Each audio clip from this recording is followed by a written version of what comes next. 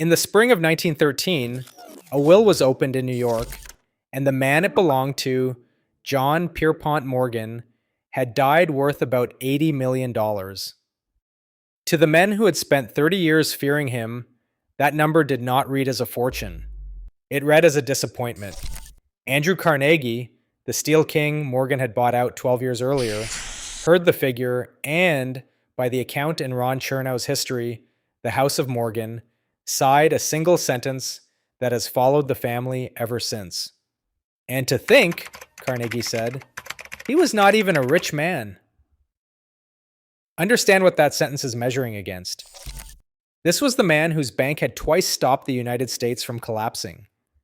In 1895, he handed the federal treasury the gold it needed to stay solvent. In 1901, he built the first corporation on earth capitalized at more than $1 billion. When a panic broke the banks of New York in 1907, there was no central bank to call, so the country called him. For one generation, a private citizen in a Wall Street office was larger than the government that taxed him. So how do you take apart something like the House of Morgan? Because it was taken apart in public, in a Senate hearing room, and when the dismantling was finished, the family that had built it kept the name over the door, and almost nothing of the power behind it. This is the fortune you will never inherit, and this is how it vanishes. It was not stolen, and it was not gambled away by a spendthrift grandson. It was taken, on the record, by the country it had rescued. What the Morgans kept, what they lost, and the distance between a name and a throne. Washington, in the winter of 1895. The United States was running out of gold. For 2 years, the government had watched its reserve drain toward the legal minimum that backed the dollar, and by February, the Treasury held just enough metal to survive a few more weeks.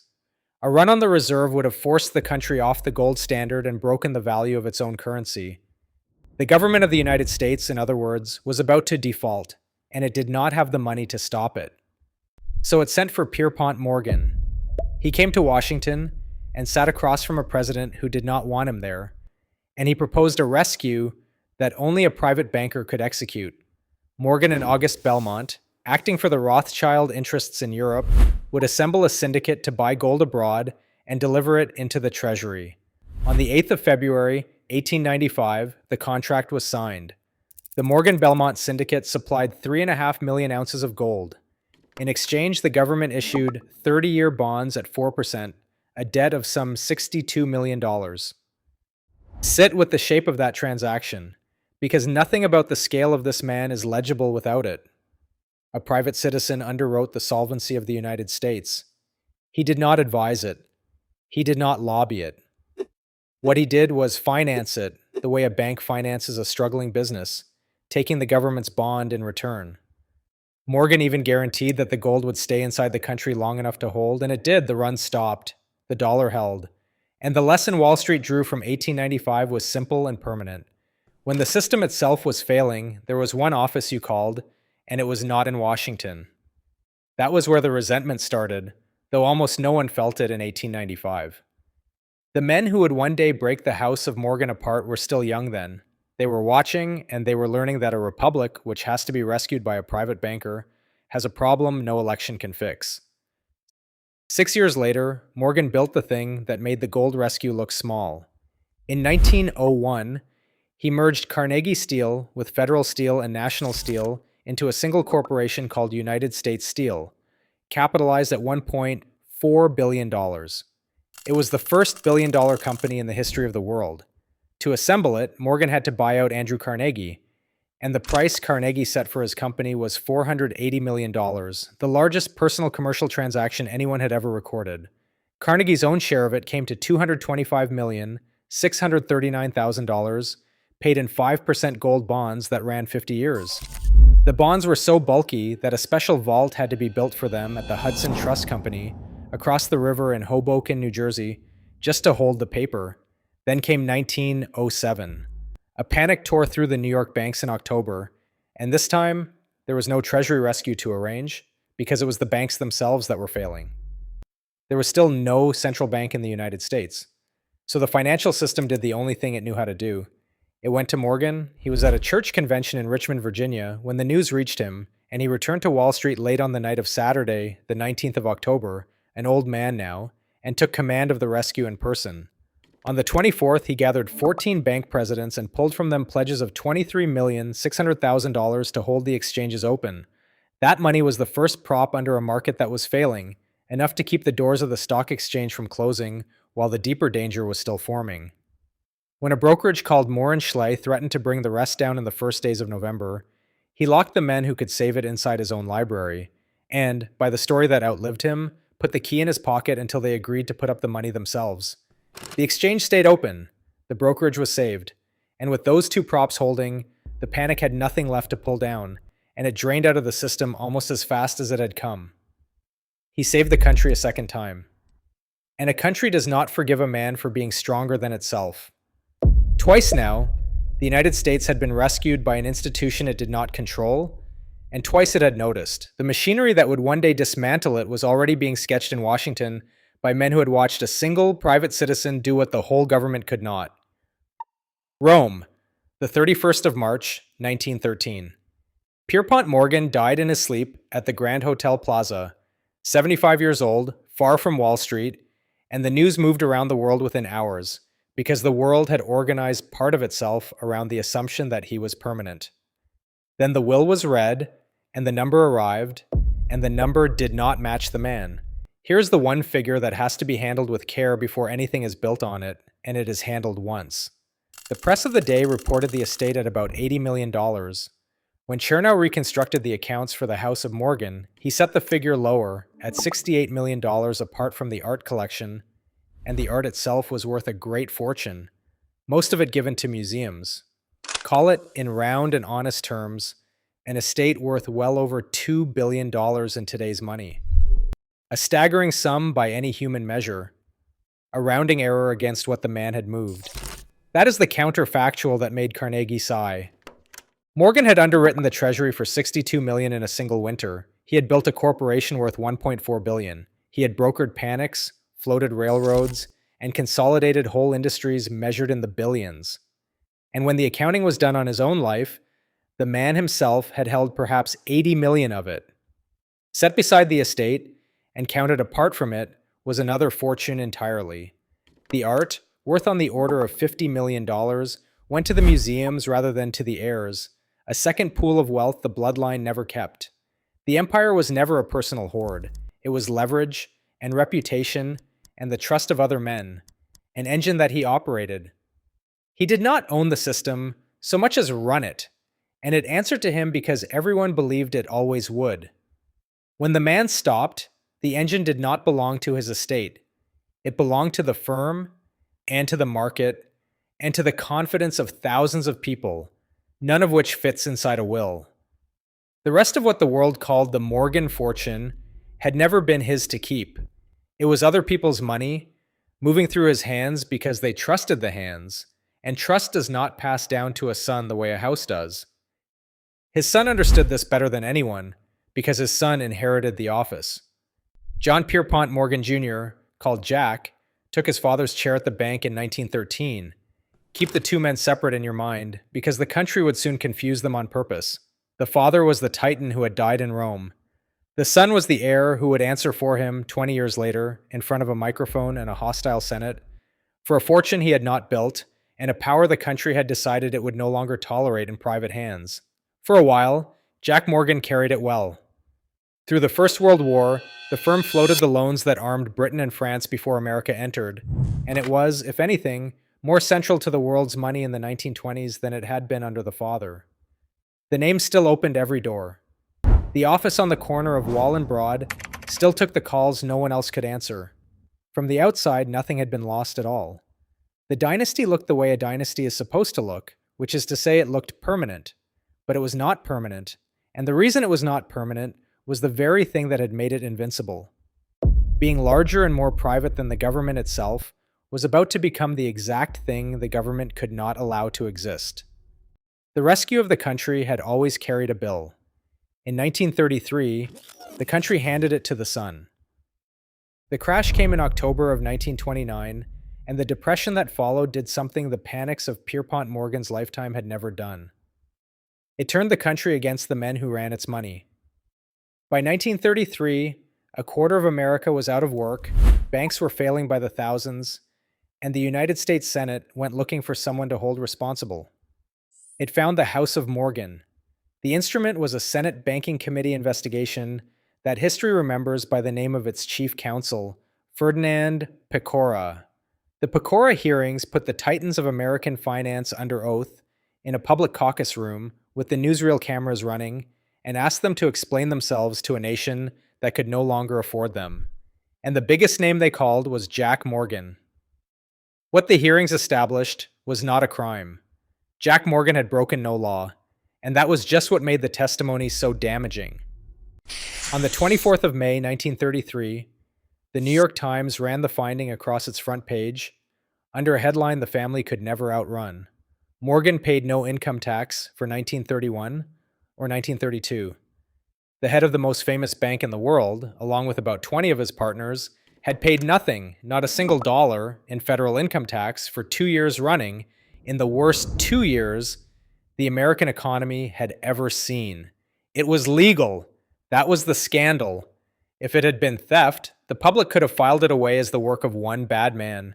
Instead, it was the tax code, working just as it was written, for people who could afford the lawyers to read every line of it. The mechanism came out under questioning.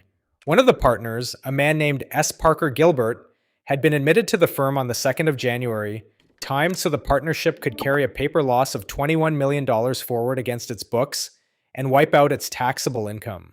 A loss booked in a bad year could be set against the profits of a good one. Admit the right partner carrying a large enough loss at the right moment, and a fortune and profit became, in the eyes of the tax collector, invisible.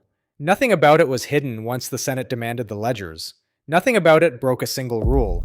And nothing about it could be forgiven by a bricklayer in Ohio who had paid his taxes and lost his house in the same year the Morgans paid zero. This is the turn the family never saw coming, because they walked in defending the wrong thing. Jack Morgan and his lawyers came into that room prepared to prove they had obeyed the law. They did prove it. It did not matter. The country was not conducting a trial. It was conducting a reckoning. And a reckoning does not care whether the books balance. It cares how the numbers look next to a breadline. A man who has lost his job does not want to hear that the grandest bank in the country followed the rules. He wants to know how a rule can exist that lets that bank pay nothing while he pays everything. That was the question the hearings had forced into the open, and Washington had already begun to build the answer. $0. From the House that had twice underwritten the government, in 1931 and again in 1932, looked like an answer to a question the whole country was screaming.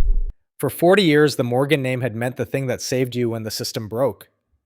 In the space of a single week of testimony, it came to mean the thing that had rigged the system in the first place. Nothing in the bank's accounts had changed. Everything in the country's understanding of the bank had. The father had been feared.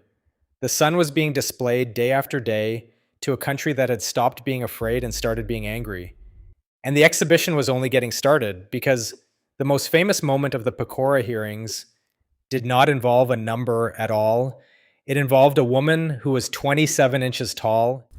It happened on the 1st of June, 1933, during a recess in the Senate hearing. A press agent for the Ringling Brothers Circus, a man named Charles Leaf, had been working the corridors, and he saw an opportunity no publicist in America could have resisted. He was traveling with a performer named Leah Graff, a circus artist who stood 27 inches tall. In the confusion of the recess, Leaf lifted her and set her down on the lap of Jack Morgan, the head of the House of Morgan, seated in the witness chair. For a moment, Morgan was gracious about it. He had been photographed all his life, and he did not understand yet what this one photograph would become. He told her he had a grandson bigger than she was. She answered, in the exchange that got printed under the picture, that she was older than the grandson. The cameras fired, and by the next morning the image was on the front page of newspapers on 4 continents. The titan of American finance, the man the United States Senate had spent a week trying to cut down to size, with a circus performer perched on his knee like a doll.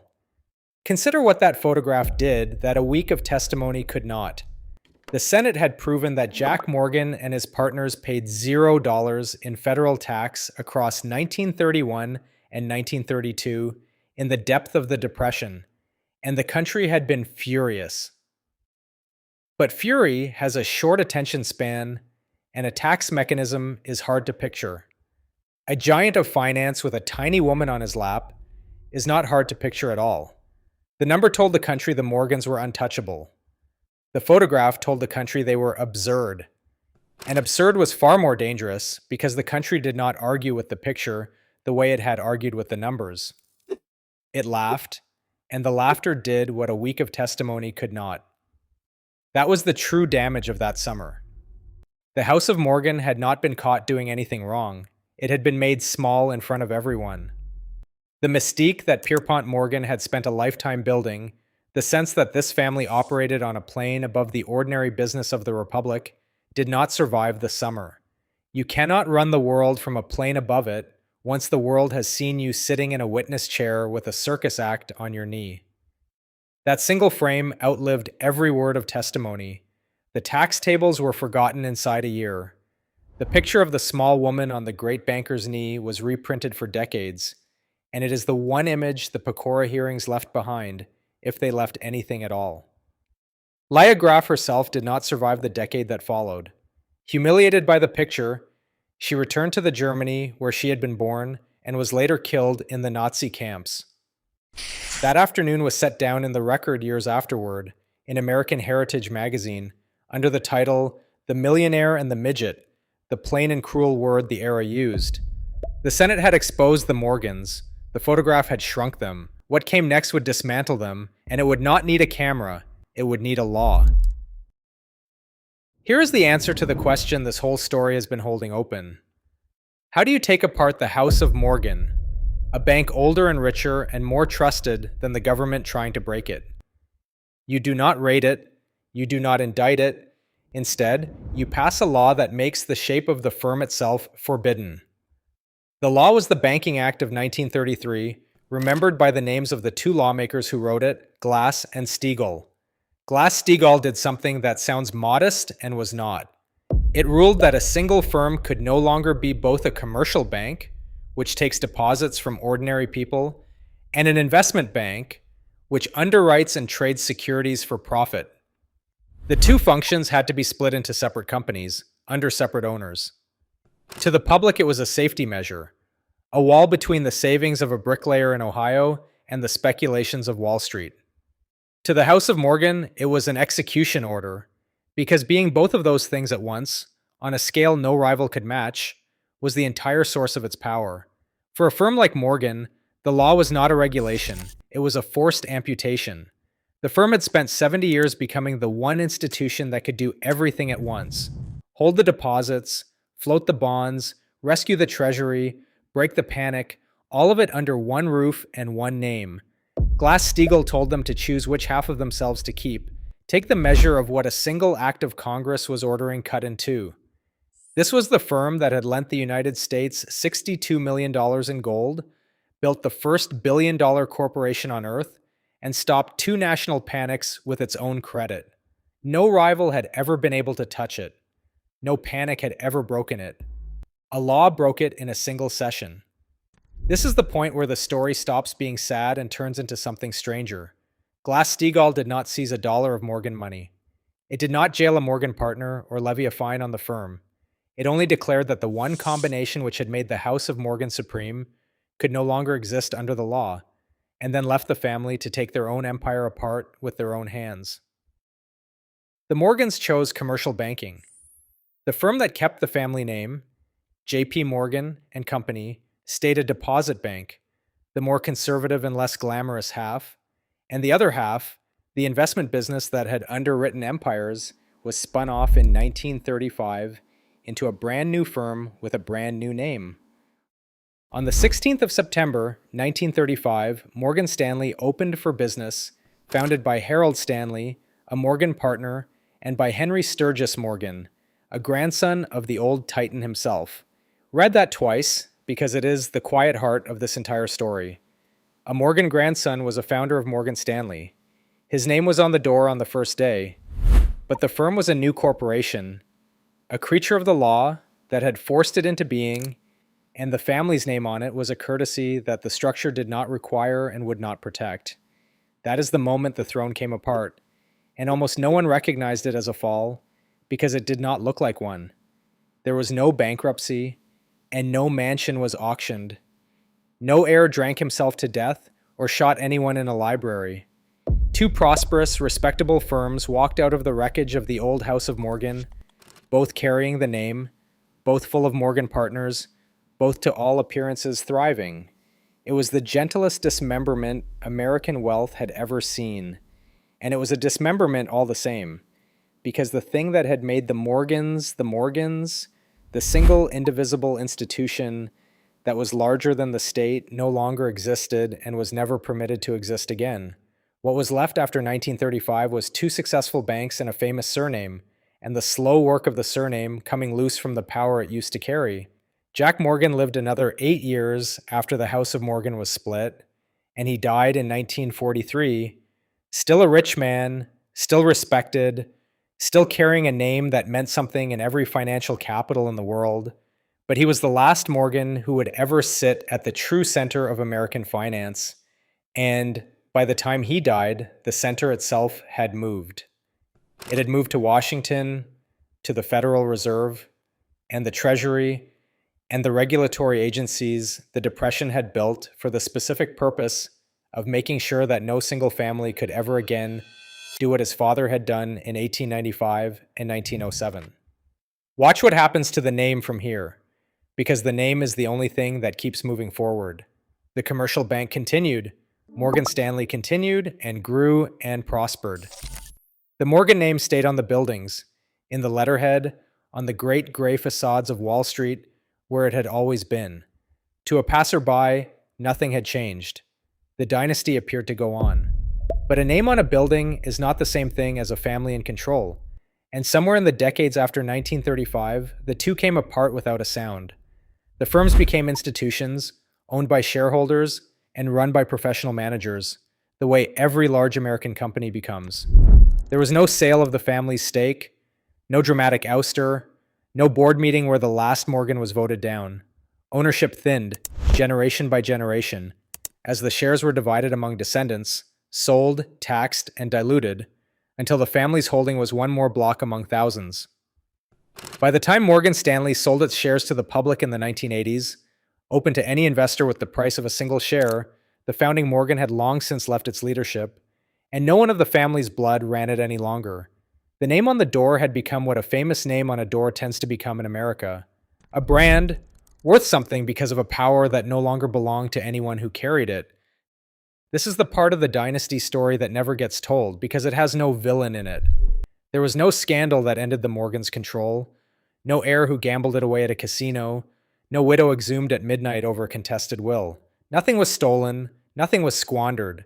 The family faded in the most respectable way imaginable, from owners of an institution to namesakes of one. The grandchildren becoming lawyers and collectors and private citizens while the name they carried went on doing business at a scale none of them commanded. Pierpont Morgan had been bigger than the Treasury of the United States. 3 generations later, his surname was a corporate asset owned by strangers, the power relocated by law and by time, out of the family and into the institutions the family had built, and the name left behind on the door like a plaque on a house whose owner moved away a long time ago. Which raises the only question that matters: if you are ever lucky or unlucky enough to hold a fortune yourself. If the Morgans did nothing wrong and still lost the throne, then what does a family have to do to keep one? The answer sits in the same decade that broke them, in another American dynasty that faced the identical problem and solved it, and whose money survived. The Rockefellers were Pierpont Morgan's exact contemporaries. John D. Rockefeller had built Standard Oil in the same decades Morgan built his bank, and he had accumulated a fortune that dwarfed the Morgan estate. A fortune every bit as exposed to the Depression, the tax collectors, and the passing of generations that thinned every other dynasty of the age. By every measure that broke the Morgans, the Rockefellers were more vulnerable, not less. They had more to lose, and more generations to lose it through. And they did not lose it. They did not lose it, and the reason they kept it when the Morgans could not is the entire lesson this story exists to hand you. In 1934, the very year after the hearings put Jack Morgan on the front page, the Rockefeller family created a trust, a legal structure written to hold the bulk of the family fortune and to release it only on the death of the last member of a named generation, the fourth. They followed it with a second trust in 1952. They ran the whole apparatus out of a private family office on an upper floor of Rockefeller Center, an office known inside the family as Room 5600, staffed with lawyers and managers whose only work was to keep the fortune whole across generations that would never meet. The trust was drawn so that no single heir could break it open, sell it out from under the others, or spend much beyond the income it threw off. Its principles stayed whole by law, decade after decade, no matter who was born into it. The point of the structure was that it did not depend on any one Rockefeller being brilliant, present, or even interested. Its trust held the shares whether the heirs were wise or foolish. The family office managed the money, whether the living generation understood it or not. Where Morgan had required a giant in the chair, the Rockefeller fortune was built to survive ordinary heirs. That is the House of Morgan's lesson, stated in the negative. Pierpont Morgan had built the mightiest financial institution in the world, and he had built it to run on one thing: himself, his judgment, his reputation, his physical presence in a room full of frightened bankers. It was an engine of trust with a man at the center of it, and when the man died, and then the law came for what he had left behind, there was no structure standing behind the name to hold the power in place. The Rockefellers built a vault and put the fortune inside it. The Morgans built a throne and sat a giant on it. So here is what the whole story comes down to, and it is worth keeping. What looks like wealth and what survives are two different things. A famous name, a great firm, a fortune that makes the newspapers, none of it is a structure.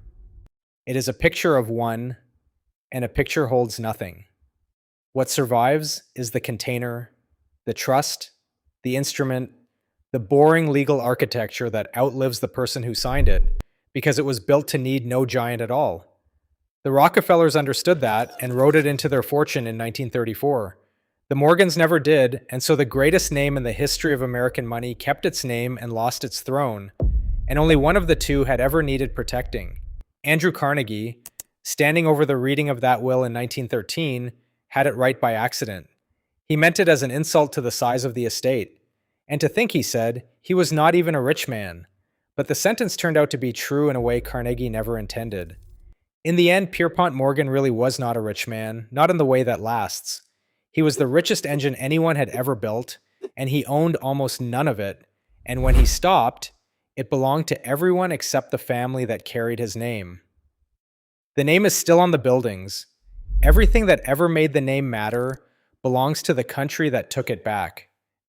Elsewhere on Fortune's grave, how the Rockefellers beat the curse that destroyed every other dynasty and built the one thing the Morgans never thought to,